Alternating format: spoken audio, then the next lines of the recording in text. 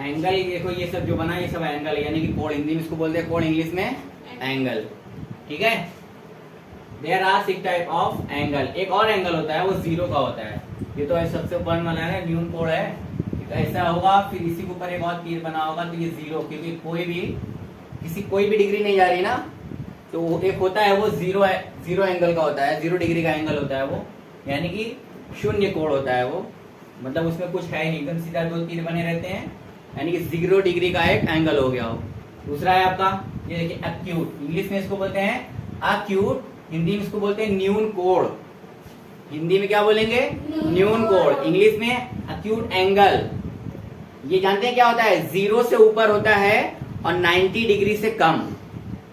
ठीक है, ये आपका 90 डिग्री है, इससे कम है ना ये, तो 90 डिग्री से कम और 0 डिग्री से ऊपर होगा तो आपका क्या हो जाएगा? एक्यूट, यानी कि न्यून कोण।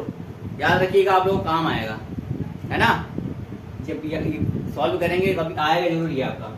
दूसरा आपका है देखिए राइट एंगल, यानी कि समकोण, एकदम राइट एंगल, सीधा ऐसे 90 डिग्री का ये बन रहा है, ये आपका समकोण हो गया। ठीक है, 90 डिग्री का, यानी कि राइट एंगल, सबको मैथ में काम आएगा।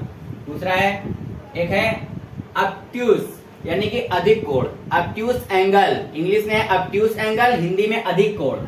वो आपका 90 डिग्री से ऊपर होगा और 180 डिग्री से कम, है ना।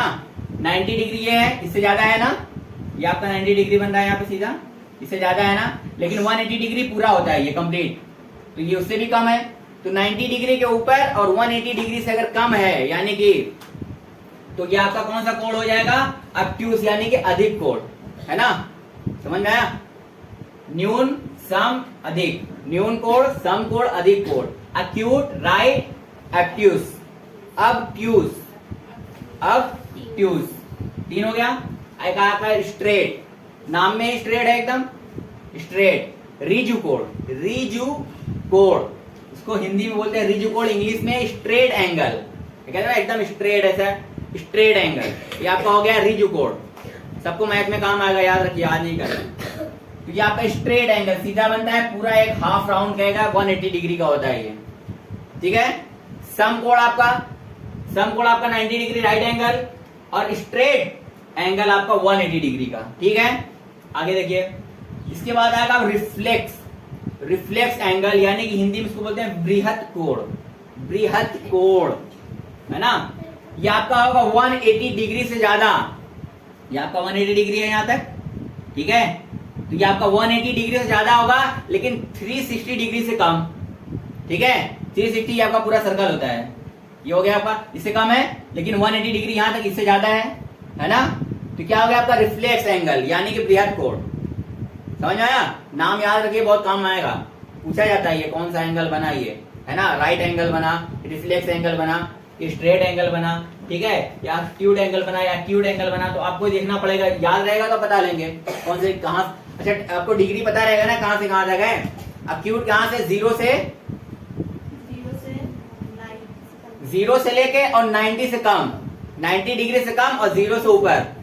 ठीक है, 0 से ऊपर 90 डिग्री से आपका एक्यूट हो जाएगा। 90 डिग्री का अगर बनेगा तो आपका राइट एंगल, यानी कि समकोण हो जाएगा। ठीक है, उसके बाद ऑब्ट्यूस, यानी कि अधिक कोण, वो 90 डिग्री से ज्यादा और 180 डिग्री से कम हो गया।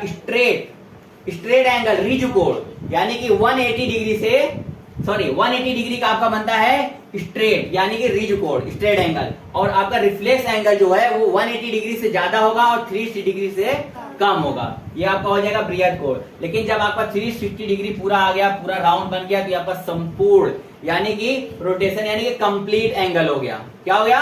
Complete angle. ये 6 है आपके कोण, इसको हिंदी में कोण बोलते हैं, इंग्लिश में एंगल। लिखना है, लिख लीजिए, याद रहेगा, आपको काम आएगा हमेशा। कभी भी टीचर आपसे पूछते हैं कि इसका एंगल का नाम क्या है, इस एंगल का नाम क्या है। ठीक है, क्या हुआ?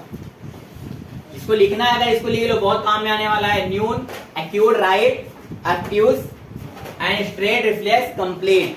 ठीक है, 6 एंगल है, यानी कि 6 कोण।